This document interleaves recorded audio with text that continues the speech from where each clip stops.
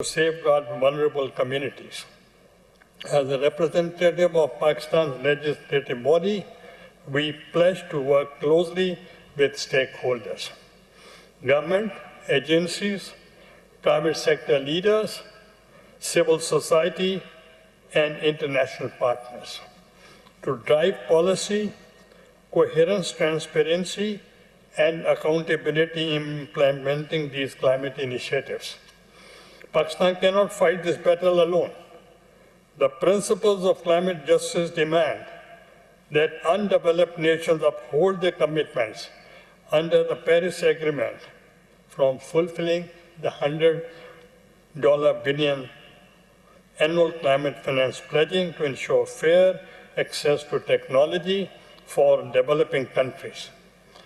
We call upon the global community to translate pledges into concrete actions, ensuring that vulnerable nations like Pakistan receive the support they need to build a climate-resilient future. Ladies and gentlemen, here I would also like to address empowering our youth and creating a conducive environment for a greener future. Today's youth are not just the leaders of tomorrow. They are the change makers of today.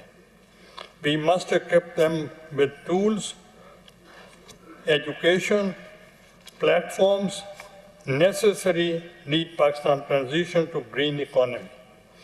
Innovation in green technology, sustainable agriculture, and climate entrepreneurship will be key drivers to this transformation. I encourage all young minds present here to take ownership of this mission, whether through research, advocacy, or sustainable business ventures. The future of Pakistan depends on your passion and vision. As we close this conference, let us remember that climate action is not an event, but a movement, one that demands relentless